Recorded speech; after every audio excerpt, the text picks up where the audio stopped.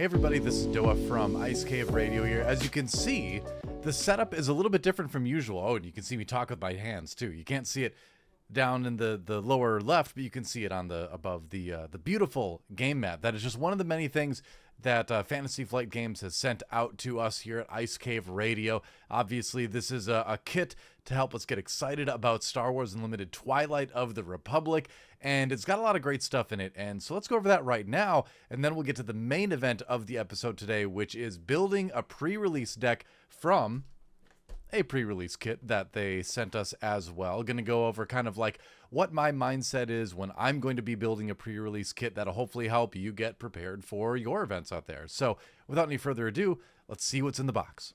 All right, so the first thing is obvious, right? We talked about this a little bit already. We have our great Battle Droids playmat. I can't remember exactly which card this is from in the new set, but I love the art. There's just something about the original Battle Droids from the prequels. It just looks cool. It looks bizarre. It looks odd. They look very Star Wars, right? So I always had a fondness for the Battle Droid design. Very happy to see a playmat kind of put that on full display. But that's not all they sent us. They sent us another playmat, the Darth Maul one, actually. Let's open that up and take a look at it. I'm gonna have to tear the box a little bit, but I want to take a look at this playmat. I haven't opened this yet.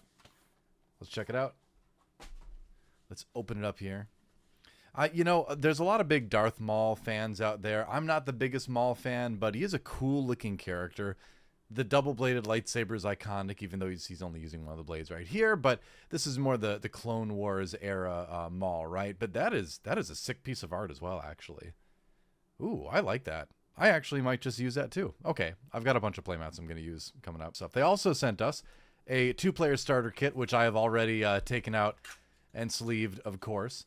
And with that starter kit, here's Grievous, of course, and here's his base, which you might have seen. The Lair of Grievous. I don't know if we've seen that yet. This is a cool wheel bike, all that great stuff. But we also have the Grievous card sleeves. Ooh, they sent us a pack of those too, and that's not all. I'm going to keep saying that's not all for the next like hour or so. We've also got the Ahsoka deck box from the 2-player starter set. Again, all sleeved up. We've got Ahsoka. Her base is Tipoca City, of course. Some tokens here. The deck itself and the sleeves for this one are the Obi-Wan sleeves, actually. I'm not sure if maybe they don't have Ahsoka sleeves. I haven't checked the full line yet, but we've got the Obi-Wan sleeves here, which I'm kind of fine with using in this 2-player set, just because, you know, Obi-Wan versus Grievous is kind of the Clone Wars film battle, right? And I'll emphasize too, the sleeves didn't come with the 2-player kit. These are just 2 sets of sleeves that they sent along with the 2-player kit, and I just happened to use them, you know, for the 2-player set. Look, as you can see here, I've also got a couple of the new lightsaber sleeves. I've been doing different colors each expansion. This one is white and black, which is kind of neat. So I always thought the dark saber, you know, white outline on black always looked pretty cool. And then white is just, you know, that's the Ahsoka lightsaber, right? So yeah, we've got 2 new colors of lightsaber sleeves coming out with this set as well. What else do we got here? We have a couple of soft crates too. And I haven't opened one of these yet. So let's open this and see what it actually looks like out of the box. This has become an unboxing video as well, apparently. All right, so Charmer is on vacation as well, by the way. We got Obi-Wan on the front. We got Maul on the back, it looks like. Star Wars Unlimited on the side. And then if we open up, we've got, oh, what's this? Oh, I see. Cool. It's one of these hard cases. You know, these aren't quite big enough to put a sleeved deck in, but they are nice. I use them sometimes if I've got some legendaries or some rares or something like that I'm going to be trading, and I don't want to bring my whole binder to a local night. I just stick them in something like this. Nice and easy. It's actually 2-sectioned here, which is an interesting setup for that. So you do have a spot for tokens. I guess this can be, yeah, can kind of be a token box. Maybe that's the design, actually. Sorry, GameGenic, if that was the intent all along, but this could be a space to store your tokens. Obviously, a sleeved up deck does fit in this space just fine. And then this goes nicely there too. So actually, you know, I haven't been a big fan of like the soft boxes. I always felt they felt kind of cheap. They came off as looking kind of cheap, but honestly, this sort of does fly in the face of that because the construction seems solid. and you can even sign your name here if you want to.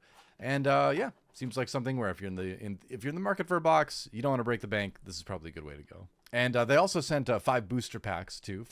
Fantasy Flight did. I opened those in a video that should already be out. You should have already had a chance to see that.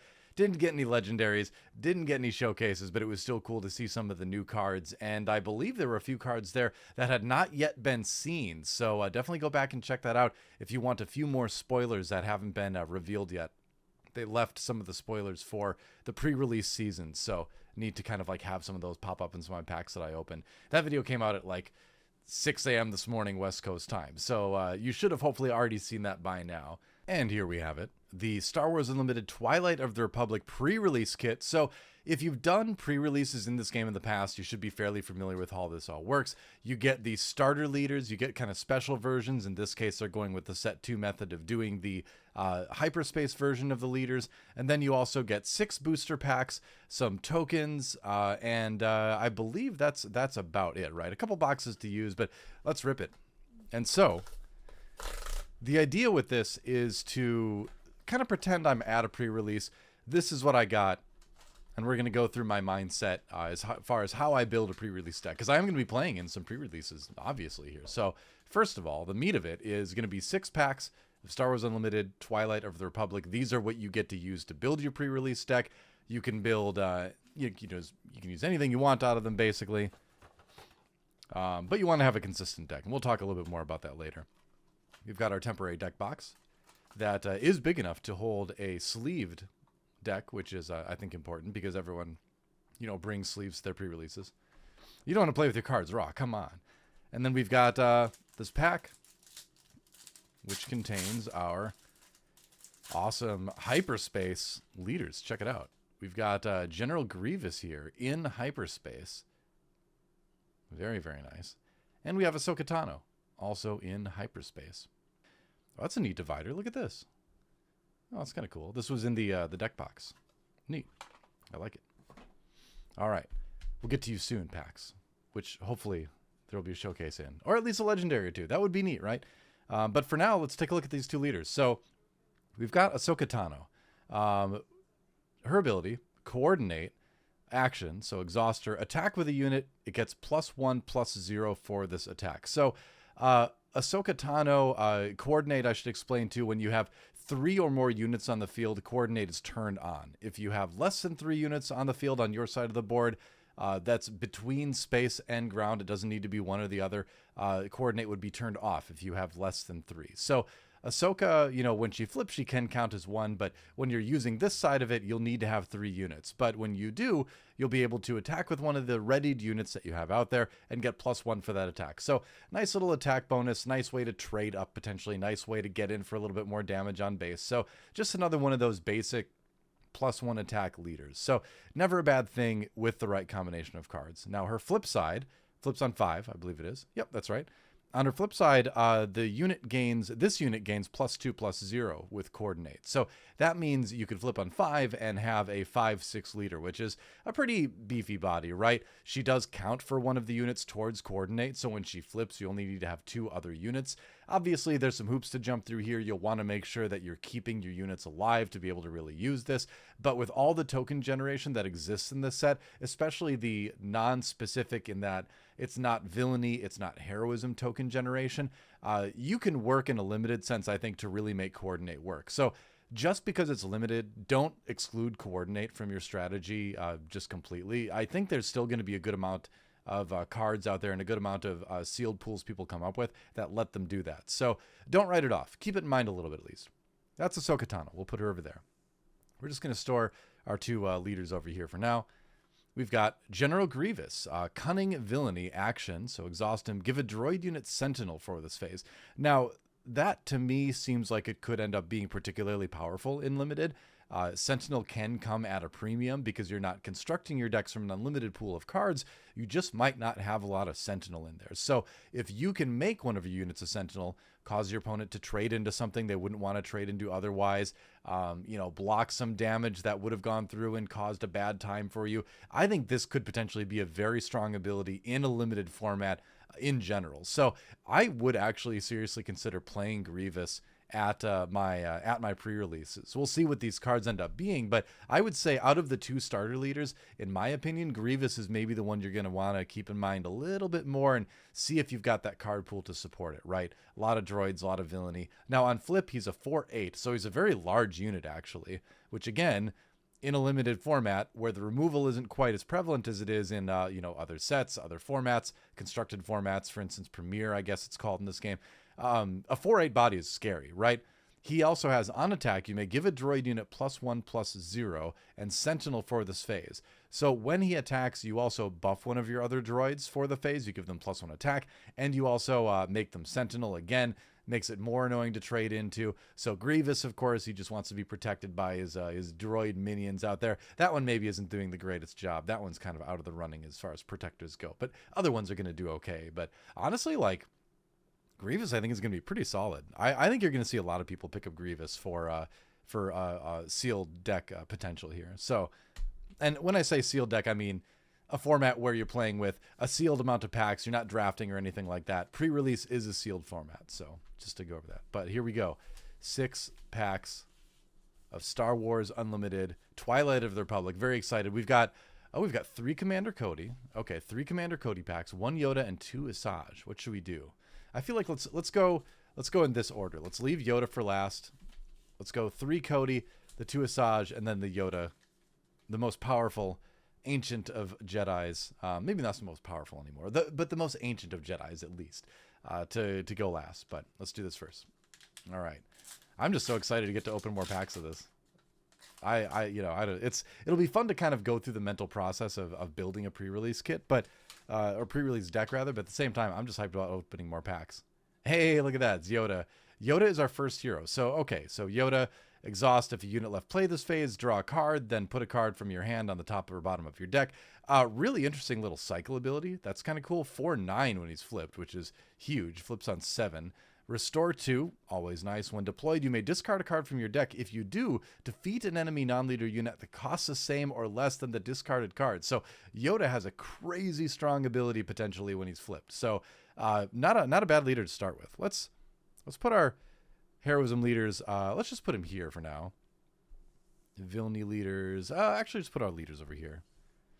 I'll show you kind of when I'm doing a pre-release. This is kind of how I arrange things. Our base. Doesn't matter a whole lot. It's Tapoka City in this particular case, but basically, you're going to have access to whatever color you want base-wise. That's one of the rules with the pre-releases. If you don't happen to say you want to play command, but you don't get a command base, there will be command bases around. You can just pick one up.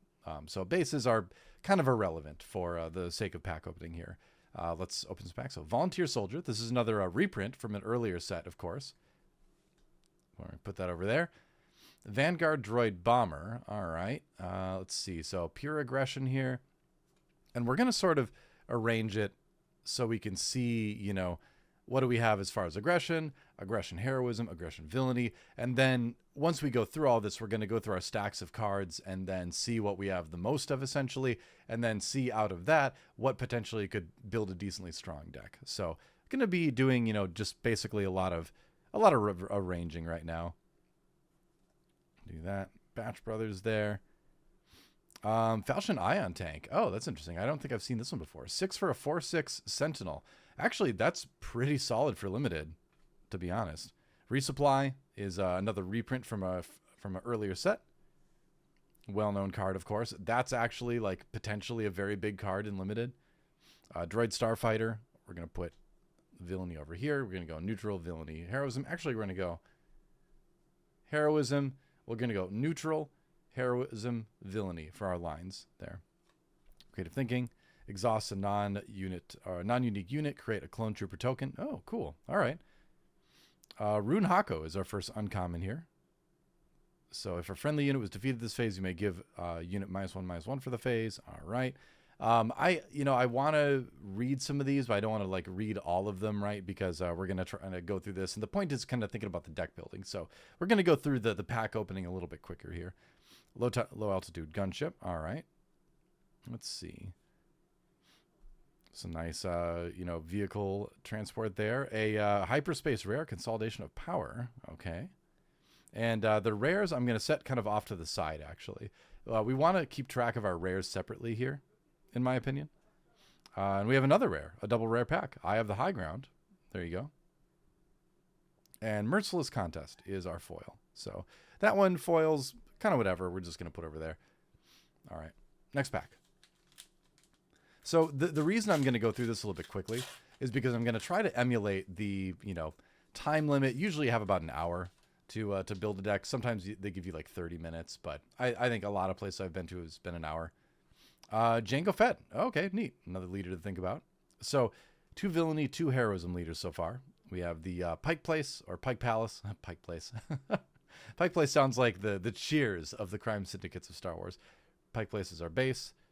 That sounds like a line from the Pike Place sitcom, doesn't it?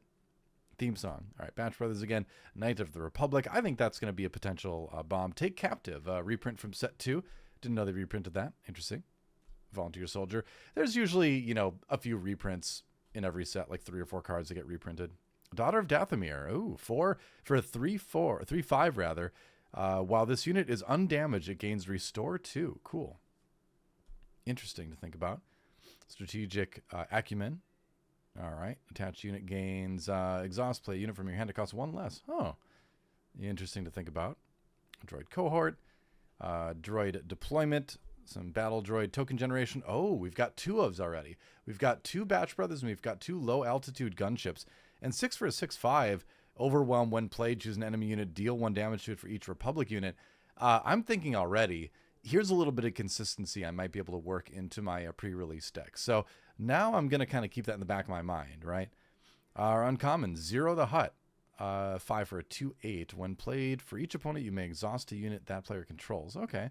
Attack each opponent. For each opponent, you may exhaust a resource that player controls. Interesting. Very interesting. And we have a Shock T. Okay. So I think Shock T is going to be one of the more powerful pulls, especially if you are if you do have a deck that can generate a good amount of tokens, whether they're battle droids or clones. You notice each friendly token unit gets +1/+0. She doesn't necessarily need clone troopers for them to get a buff. It can be battle droids as well. And on attack, you do create clone trooper tokens. So just by virtue that if she lives a turn, you're able to generate a 2/2 just from attacking with her. And then it gets +1/+0 if she's still alive. I think this is going to be a great card in Limited. So definitely one to think about here. Corner the Prey is going to be our rare. Costs 1. Attack with the unit gets +1/+0 for this attack for each damage on the defender at the start of this attack. Huh. Interesting. Okay, so it's almost like anti-grit a little bit. It's another one of our rares. Hey, it's a foil clone Commander Cody. Nice. All right. I'm thinking too, we've got, the ability to buff everything else. Each friendly unit gets +1/+1 and gains Overwhelm if coordinates online. Combine that with Shock T. We've got some red here. Maybe we do end up going Ahsoka and go for the command package with it. Something to keep in mind at least. It's but Commander Cody as well. He's not heroism, so you can put him in a villainy deck. But these are just kind of, as I open these packs, some of the things I'm thinking about. Potential avenues to go and how we're building this pre-release deck.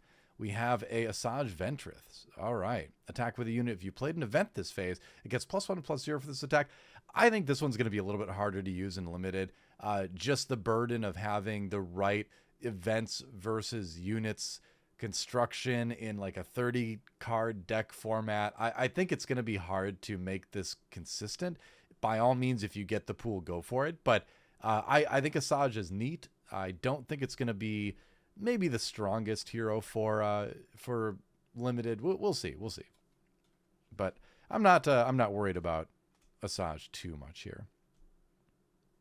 Daring Raid, another set 2 reprint here. Devastating Gunship, 3 for a 3/5 grit. Okay.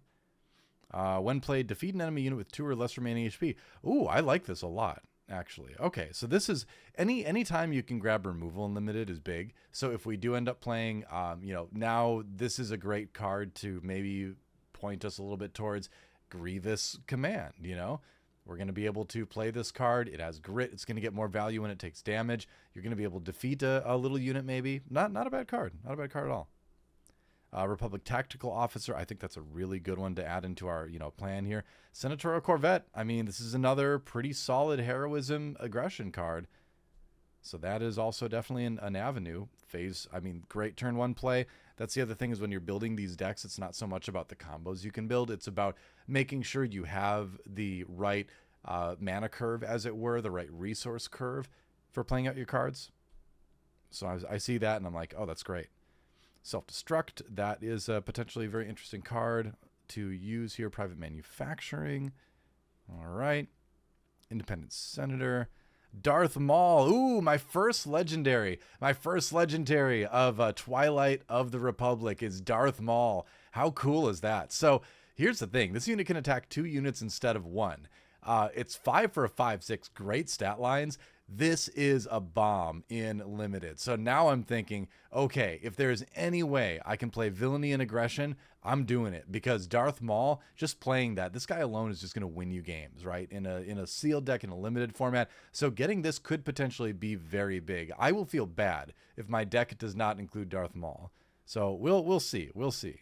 Grievous Reassembly here. So if I play Grievous and I go aggression or something instead, yeah, it's a potential. But hey, great first legendary of the set, and potentially great card for our pre-release deck. What's it going to be? Oh, Mace Windu.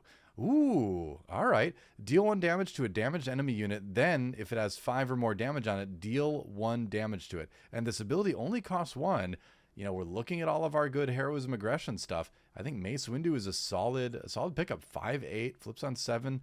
Deal 2 damage to each damaged enemy ground unit when deployed. Definitely a bomb, numbers-wise. And when I say a bomb, I mean a card that can just have a game-winning impact when you play it. Maybe.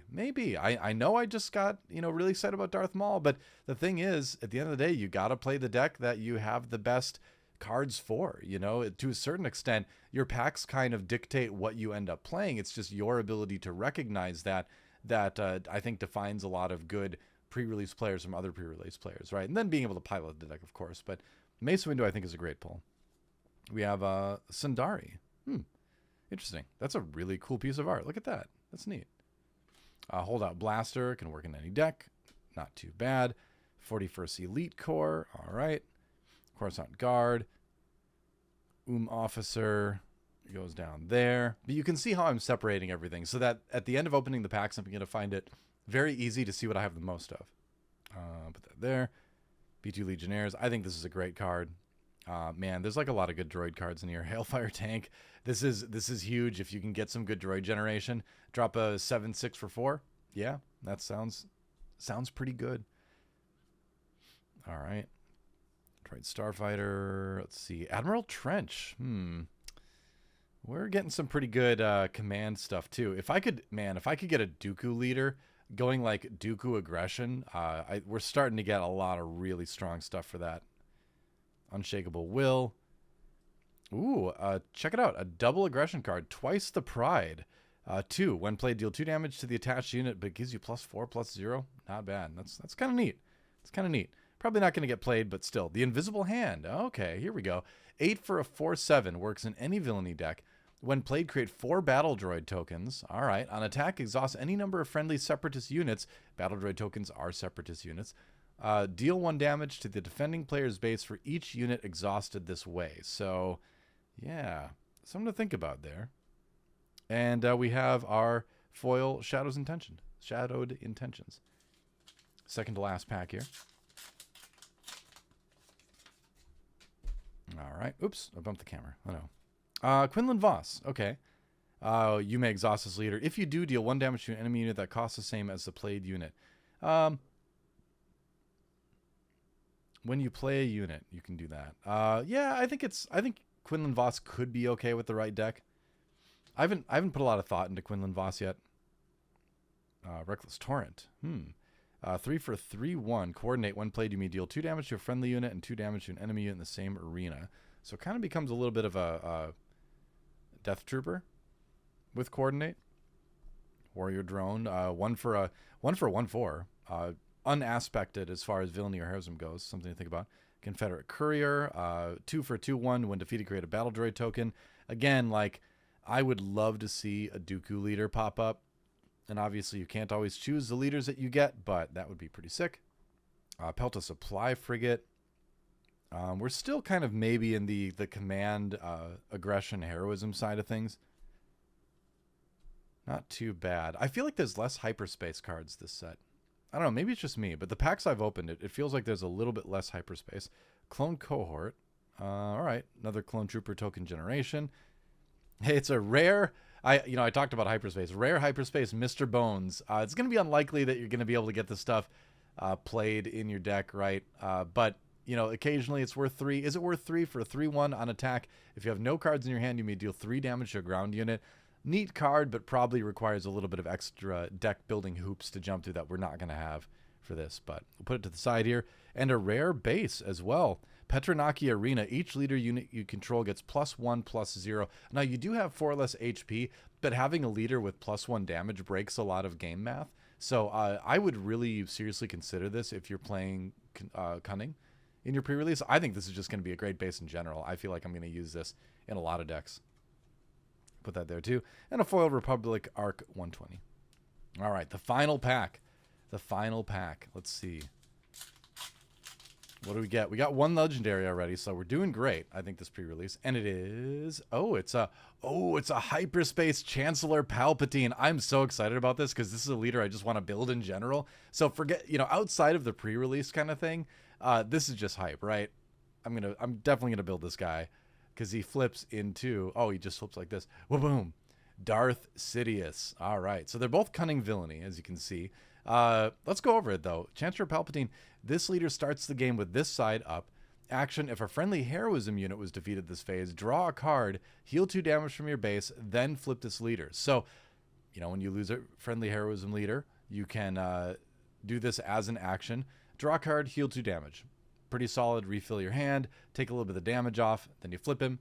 Then, if you played a villainy card this phase, create a Clone Trooper token, deal 2 damage to each enemy base, then flip this leader. So you create a unit, you do some damage, and then you flip it back. Now, it's important to note you can't create combos where it's like flip, flip, flip, flip, because you do have to exhaust the leader to do this ability, and it's exhaust, and then you flip it, and they're still going to be exhausted. So you won't be able to do it again until the next action phase after they regroup and ready, just so you know. But yeah, that is exciting. Where do we put him? He kind of gets his own little category. He's heroism and villainy. We got a hyperspace Pike Palace as well. Neat. All right. Killer pack already. Grenade Strike, a little bit of damage there. Grievous Reassembly. It's healing unit from a damage and creating battle droid token. That's actually pretty solid. Clone Heavy Gunner. Okay. Aggrieved Parliamentarian. This is a very interesting one. Choose an opponent. They shuffle their discard pile and put it on the bottom of their deck. So not maybe the greatest limited card, but I think it's going to really mess with people. We got a droid cohort in hyperspace. Wow, I said there's not much hyperspace. Now I start getting tons of them. Okay, patrolling AAT. 5 for a 4/5 Sentinel. Again, Sentinels at a premium and limited. Something to think about. Clone Dive Trooper. 1 for a 2/1 coordinate. While this unit is attacking, the defender gets -2/-0. Okay, all right.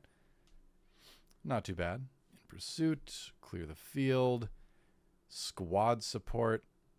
Attached unit gains. This unit gets +1/+1 for each trooper you control. Huh. Has to be put on a non-leader, but still, it seems pretty decent.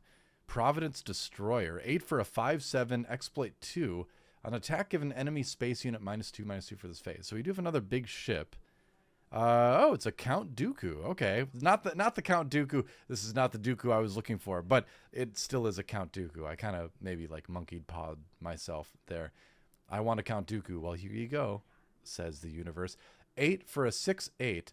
But again, we got another really strong, aggression villainy unit.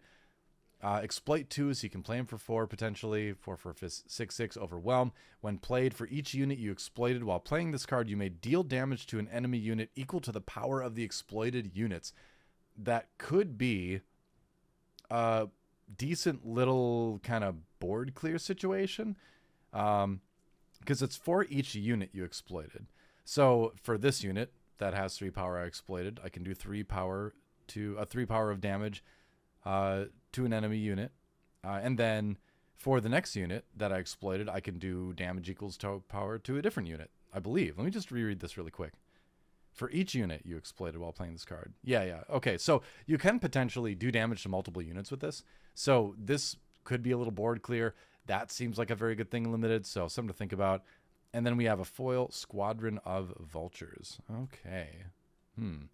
6 for a 5/4 exploit 3. So one of the dangers here with exploit as we get into our deck building phase is that you want to make sure you have the cards to exploit. Generally, tokens are going to be the best thing to exploit, but that's not the only case. If you have a unit that is just 1 HP left or something, it's definitely going to die. You might as well use it for exploit. You know, you've already attacked with it, that kind of thing. So something to think about at least. Now, again, looking at what we have access to here. On the villainy side, we've got all cunning. So, funny enough, we don't really have a lot of great options color-wise on the villainy side, which is really too bad, because in order to play our Darth Maul, we would have to basically go cunning aggression, which is, sometimes kind of a risky combo to go. Out of these, again, I think Asajj is out because just doing the right amount of events versus units, I think, would be difficult in the 30 card format. So we're really kind of between Django and General Grievous here. Give a droid unit Sentinel for this phase. I think this could actually work with aggression, just because aggression stuff tends to have more power. So if we're giving stuff with a lot of power Sentinel, that means potentially some good trades on our side. Jango Fett, though, when a friendly unit deals damage to an enemy unit, potentially a big hoop to jump through, right? Because you're going to have to either ping something with a unit that does that, or you're going to have to attack into it and then have something else to exhaust. So again, I feel like in limited, maybe a little bit too many hoops to jump through for me right now.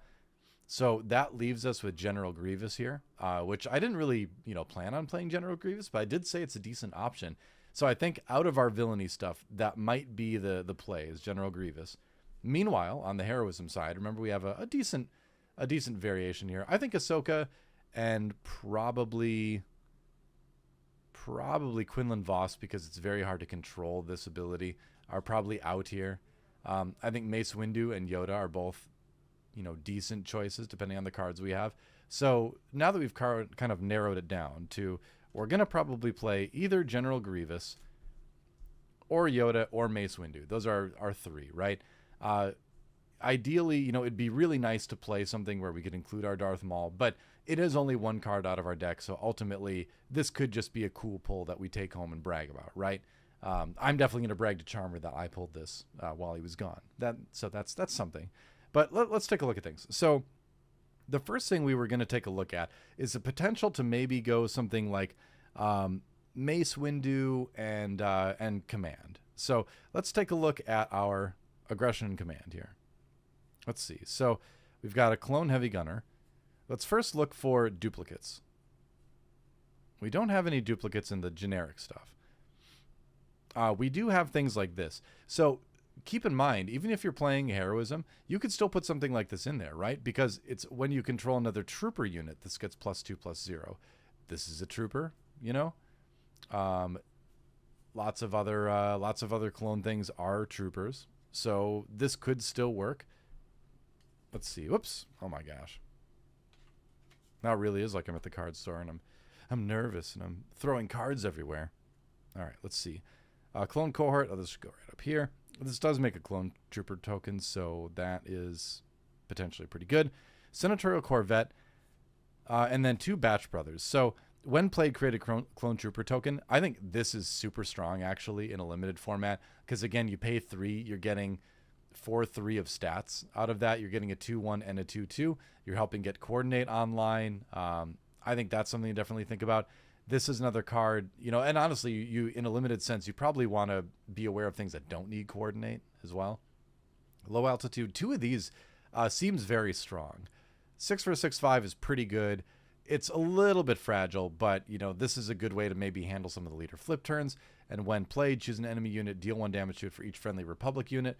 So, if we're able to, again, Republic, nice body and space here. Republic, you know, another Republic in space. Yeah. And this is one where it's like, well, it's a 2 for a 2/2. You know, again, we're thinking about what our turn 1 plays too. So, I think there is a real chance that we could go. I would go maybe Mace Windu, because we've also got some decent removal here too. We've got Grenade Strike. We've got a Daring Raid, which is good. We've even got a Strategic Analysis, which I wouldn't maybe put in unless I had to fill that spot. But just drawing 3 cards towards the end of a limited game is potentially very good. We've got Clone Cohort, which buffs something, makes a Clone Trooper token. The Heavy Gunner. This one, when you have Coordinated, does potentially some damage. Otherwise, it's a 3/1 for 3 in space, which is not super great. This could just be 4 damage, right? You could pay 4 for it. So there's okay stuff here, right? All right. So the other thing we were kind of thinking about was command. So let's take a look at that real quick. Let's take a look at our heroism specific command cards first. You have the Pelta Supply Frigate. Again, like a decent ship.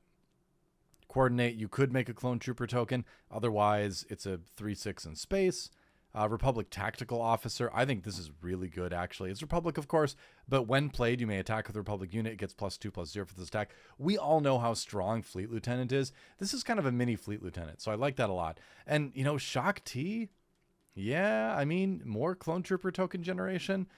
We do have a decent amount of stuff that makes Clone Trooper tokens, so... this one is interesting. I don't know if we'd include it there. This I would still include because it's a trooper, right? Still gets buffed by things like Clone Commander Cody, by Shock T. 1 for a 1/1. It's a turn 1 play. Remember, we want to have, out of a 30 card deck, it feels really good to have like at least 8, if not 10 to maybe even 12 if you're playing aggro, turn 1 plays. That's either a 1 or a 2 resource cost card. I think we got a couple of these, right? No, we just got 1. That's okay, though. All right, 3 for 3/4 in space. 2. I mean, you want to have a little bit of space, Again, we have a little bit of Republic synergy, but that doesn't mean we have to have everything in the deck have Republic. So I think I would feel fine including something like this.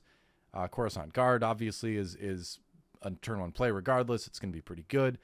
Ambush in space is not bad. So between red and green, we have a decent little space package going for us too, actually. And then we have things like Clone Commander Cody, which could end up being very annoying for people to get rid of. And just the fact that each other friendly unit, no restrictions, just each other friendly unit. It's crazy, right? Gets +1/+1 and Overwhelm. 5 for a 4/4. This card itself has Overwhelm. I think he's just one of the best cards in the set, potentially, especially in a limited situation. I really want to prioritize trying to play this. This is okay for just buffing the health on something a little bit. Take Captive. Actually, the thing is, Take Captive and Resupply. These are both great cards in limited. Resupply, if you can ramp at all in sealed and you're getting ahead that way, that's massive, right? And Take Captive, a lot of times, if you do it at the right moment, I had a great experience with this playing Cad Bane in set 2 limited. I went undefeated in 2 pre-releases in a row with Cad Bane Command. A big part of that was Take Captive, right? So we have access to that. Something to think about. Let's just look real quick at the heroism stuff. Yeah, and as you can see, there's just, honestly, we just didn't get as much heroism stuff in the other colors too. This is good. And this is okay. This is the best card out of this. Over on the just pure heroism side, we only have 1 card, but it's fine because it's a turn 1 play. It's a 3/2 for 2. That's pretty good. So I kind of like that. Holdout Blaster, I think, is nice because you just get to do a damage to a ground unit when you play it. Plus you get the buff. This is maybe a decent little draw card. Volunteer Soldier, it is a trooper. That's, I think, a big reason why they reprinted it is because it's more trooper support for limited specifically. So I think it might go in there, even though it's a 3 for a 2/3 with raid 1. So it's stat-wise not the best, but if we need to fill some spots, I would maybe put that in there. Let's just look at our generic stuff really quick here. But I don't think, I just don't think I see a big reason to play Villainy or Vigilance here. Unshakable Will. I do like Grievous Reassembly just for the healing of the token. giving units Sentinel's nice. But yeah, I mean, if you look, sure, we've got that. That's okay. That's okay, but it requires a force unit. Yeah, if we're going heroism, I think what we would go is Mace Windu command is what it looks like. So, okay, so now we're at the point where we have a deck potential. We've looked at our cards. We say, okay, Mace Windu command is an option. But you know what? We've got plenty of time left in our round to get our deck built. So we say, okay, we've got something more or less built. Let's just double check something really quick. Turn 1 plays. We have 1, we have 2, 3. All right, whoops. 3, 4 over here. 4, maybe not as many as I thought, actually. 5. 5, and then we'd go probably 6. 6? Okay, well, all right. So I think we've got a strong mid game for that. But as I look through that, honestly, we don't have a lot of turn 1 plays here. So that is a little bit concerning right off the bat. We could still play it. It's still totally doable. But yeah, only having 6 out of a 30 card deck, you might be mulliganing a little bit, and you might end up finding yourself in a situation where you don't end up getting a turn 1 play, which is always a bit rough in Star Wars Unlimited. That said, we do have a Daring Raid and a Grenade Strike, and although these aren't units, these are still 2 cards that you could play on turn 1 to kill whatever they play, and thus even the playing field. So if you think about it that way, we've got 8. I guess we'd include this then 9. So we're getting there. 10 if we put the Aggrieved Politician. No, we already counted that. So it'd be like 9. That's doable. That's on the low end of what I feel comfortable with, but I would still play it depending on what we find out. Okay, let's go to the villainy side of things. Let's look at the villainy side. Let's look at our biggest piles. We did get a pretty big pile of just straight up villainy cards, didn't we? So we have the Patrolling AT-AT, Super Battle Droid, good stats, Droid Starfighter, that's a turn 1 play. Hellfire Tank, Droid Depletement, that's a turn 1 play. Droid Starfighter. So right off the bat, we've got 3 turn 1 plays right there. So we're gonna want to think about that a little bit here. And all right, Series Officer. Let's see, Squadron of Vultures, and here's our Dooku, right? The only problem, like I said, we go back to a situation where our only villainy potential really is cunning aggression. Even if we play Palpatine, which we're going to take a look at Palpatine at the end of this. I think he's going to be nearly impossible to play in limited, but not totally impossible, nearly impossible. And mostly because I just don't think most of us are going to be good enough deck builders with this set to play Palpatine yet.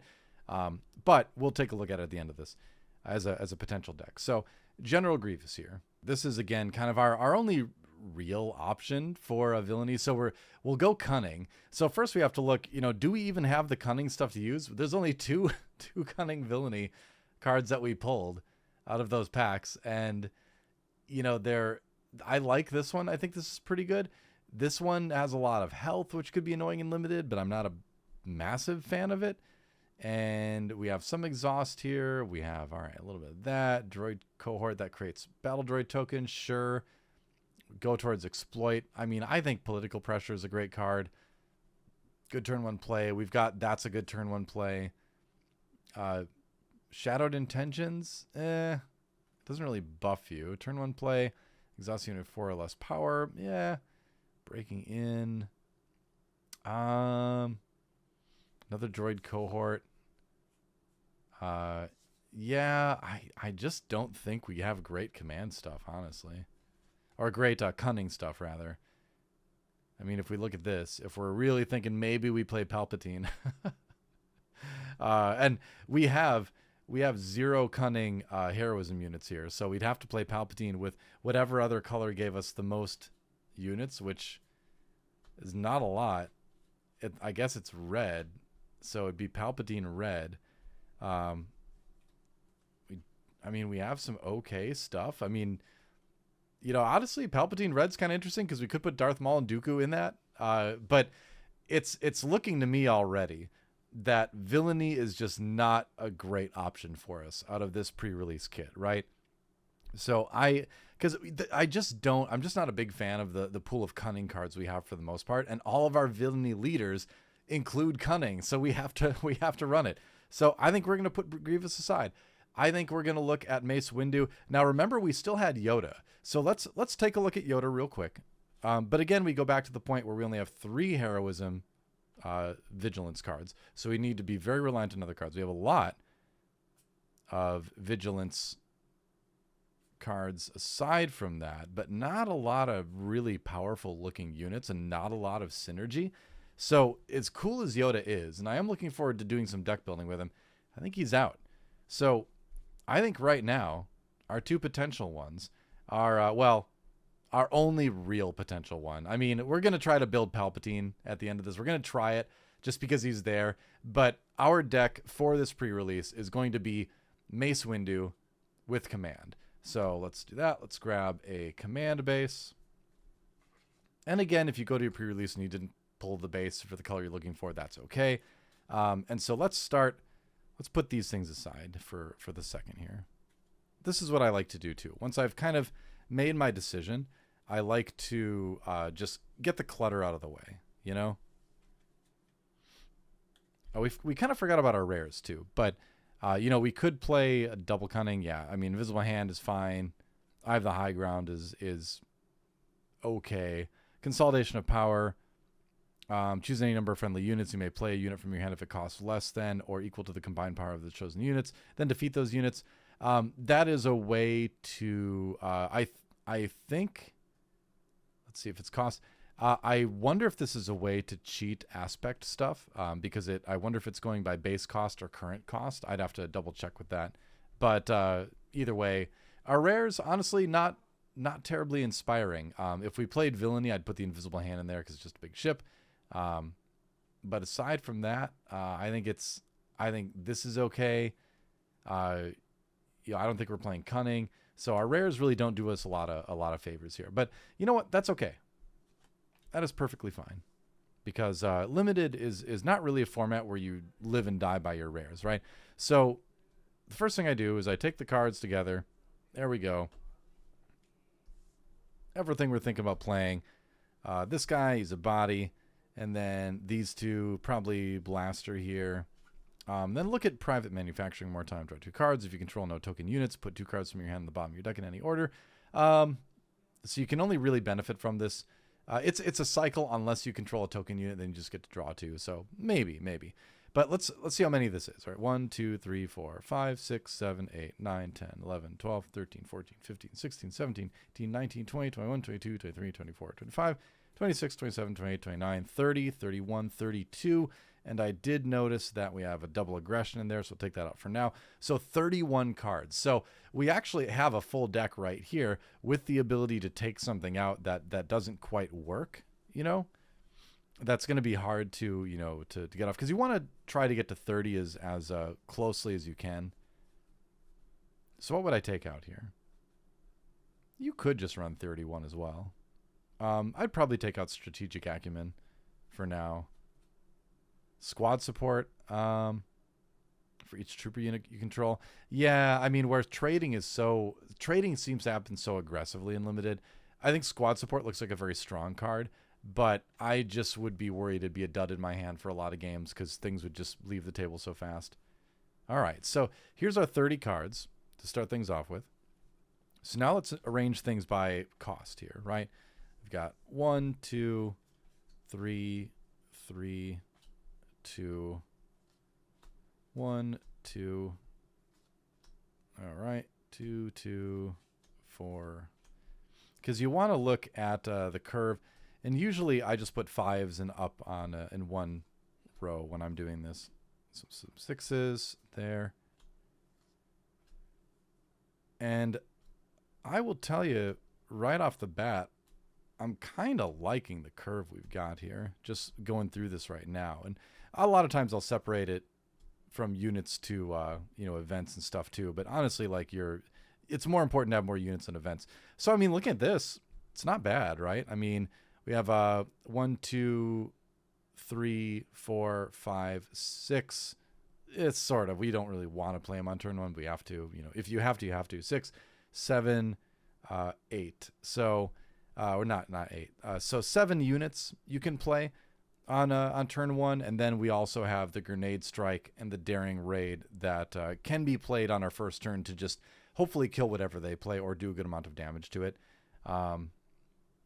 Yeah, and I mean, if you're running Mace Windu as well, you can do something like Daring Raid for 2 damage, and then pay your extra resource for the turn, and then do 1 more damage to it. So Mace Windu and Daring Raid does give you a 3 damage potential on turn 1 if you don't have a unit to play. So I think Mace helps us out a little bit in terms of being a little bit light on units early. Yeah, obviously it has to be a damaged enemy unit, but still, I like this. And he does 2 damage to a big unit, right? So honestly, like I'm not really feeling all that bad about it. Is there any? Do I want to include any of my rares? Not really. I don't really have anything I can include from that. So I would say this is it. I think this is our deck here. Yeah. So again, just looking at our synergy, we've got a good amount of stuff here.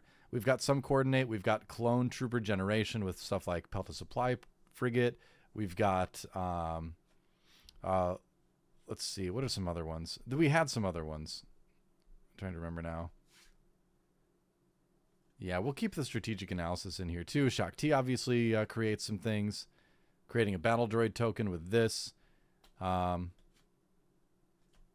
and just some buffs like Relentless Rocket Droid. It's a droid, but if you control another trooper unit, which most of our units are troopers, this gets +2/+0. Yeah, Batch Brothers creates tokens. So, and we've also got the resupply as well, so we can get to some of this bigger stuff quicker and get to our Mace flip on 7 a little bit quicker. So, honestly, if I were playing in a pre-release, I'd feel pretty good about this. I would be a little bit concerned about the first turn drops being a little bit on the low side, but overall, I would say this is going to be a fairly solid pre-release deck, I think. I'll have to give it a shot later. And remember, with a pre-release too, your extra cards that you have are your sideboard essentially, so you can switch things out when you want to. If a aspect isn't working, just swap it out. But yeah, I would feel pretty confident with this. Yeah. I wouldn't necessarily look at this deck and be like, "Oh, I am winning this event 100%." But I would look at this deck and be like, "Yeah, I could go undefeated with this if I play it well, and I could at least come out with a winning record. Win a couple packs." Yeah. I like it. I really love this Obedient Vanguard card too. And yeah, again, with Mace Windu as a leader too, you get to be nice and aggressive. You get to do damage. 5/8 when he comes out on 7. Yeah, when deployed, deal 2 damage to each damaged enemy unit, so you can really kind of prepare the board for him a little bit.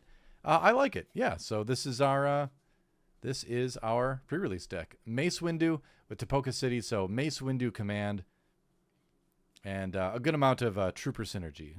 Trooper, lots of troopers. This guy, which has the best art ever. It's anyway, focus locked there. All right, so that is our pre-release deck. That is what we're gonna go with. But and that was normally where I would end the video. But let's go for bonus rounds here. Let's try to build a Chancellor Palpatine deck from what we have. And we don't have a lot of great stuff, but let's just try it out. Let's just try it out. So we know we need. I'll set this aside here. We know that we need cunning at least. Okay, bonus rounds. I said I was going to do it. It's really hot in here, by the way. I had to close the curtain. My kid is sleeping and my head is getting shiny, but I don't care. It's bonus rounds time. We're going to try to build, boom, Chancellor Palpatine, a.k.a. Darth Sidious. And so let's take a look at this leader again real quick. If a friendly heroism unit was defeated this phase, draw a card, then heal 2 damage from your base. All right. If you played a villainy card this phase, create a clone trooper token, deal 2 damage to an enemy base, then flip this leader. So right away I'm thinking, okay, so how do I work with the synergies? Because the thing is, I play my villainy unit, right? Then my next action, I exhaust this guy, make a clone trooper token, then flip. So now I've got my Clone Trooper token, and I'm flipped back to this side. Now, Clone Trooper tokens, if we look at some of these, where are they? Let's try to find a Clone Trooper token here. Clone Trooper tokens. Why are they all battle droids? Clone Trooper tokens. Oh my gosh, are they all battle? Are they all battle droids? What?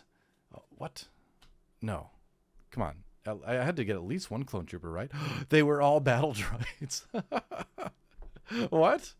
All right. Hold on. We can fix this. Even though we literally got all battle droid tokens, we still have the tokens from the starter decks. So here we go. Clone Trooper token.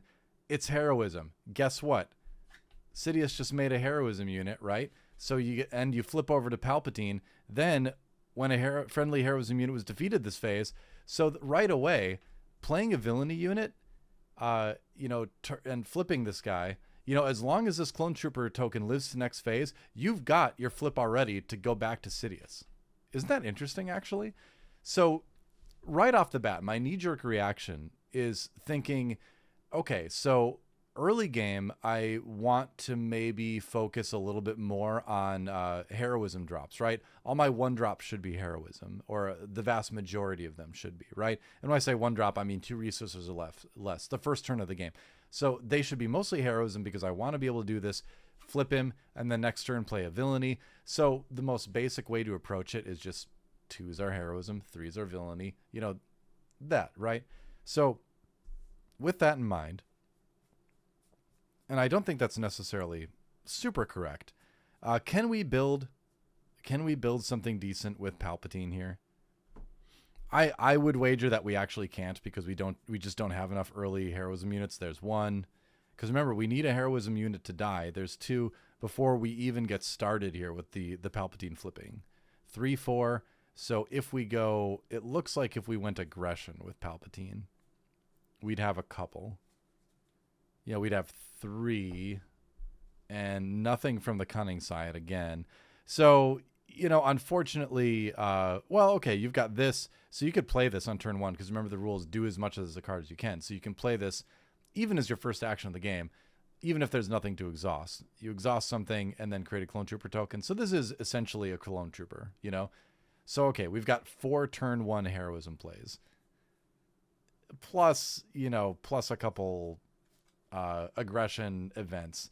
So, right off the bat, I think unfortunately for this particular pool, we're not going to be able to build Palpatine. We just don't have enough first turn heroism drops to consistently get Palpatine flipping. We don't want to wait till our second turn or whatever, because then that just hurts. But just in terms of brewing Palpatine for a minute or two before I end the video, I think I would definitely go a little bit heavy on heroism on the lower cost, and then a good mix of villainy and heroism beyond that. On the event side of things, that's where it gets very interesting. But man, I am so excited to build Palpatine. He seems like such a fun leader. He seems so hard to figure out, and I think it's gonna be cool. But again, that was a fun little experiment. I thought we were gonna get farther in the deck building than we didn't, but there's just no heroism stuff early, so I think he's out, unfortunately, for the pre-release kit. So let's go back once again to our Mace Windu command deck. This would be our setup for the pre-release. Again, Trooper synergies, Republic synergies, and a good amount of a little bit of direct damage, a little bit of capture. Oh, there we go, a little freeze. There we go, a little bit of capture, a little bit of ramp, and some big finishers. A good amount of large finishers, actually. Not to mention Mace Windu himself. So, and a decent little mix of space too. So yeah, I think just going through the cards again, it's part cards in a pre-release. You'll hear people be like, "Oh, my pool is just so bad. There's nothing I can do." And like, yeah, sometimes you do get rougher pre-release pools, but it also comes down to the player, right? It also comes down to, especially in a game like Star Wars Unlimited, your decision making. So, make sure you're trading well, make sure you're sequencing things well. And, the better you can do that, the more you can make a bad pool work. My second pre-release for Shadows of the Galaxy, I, again, went back to Cad Bane Command. I didn't think my list was very good, but I think largely because of the first pre-release, I had a lot of experience with those cards, and I think I just played better than my opponent in a lot of games. So you can make it work, but I kind of wish I was at a pre-release right now because I really want to play this deck. I'm gonna have to find somebody else that has a pre-release kit, or maybe I'll bring this one along to my pre-release, and just if we finish our round early, I'll be like, hey, can I play a game with you against this one just to see how it would do? But yeah, it was a ton of fun building it. Again, big thank you to Fantasy Flight Games for sending out the kit to Ice Cave Radio here. Hopefully you learned a lot as far as a process to build a pre-release deck goes, and hopefully this helps you do a little bit better at your pre-releases. But either way, you'll have a ton of fun. Wins aren't everything. The gameplay, your own abilities, your own performance is really where the joy of card games comes in, and the deck building. So go have fun with that. Make some new friends.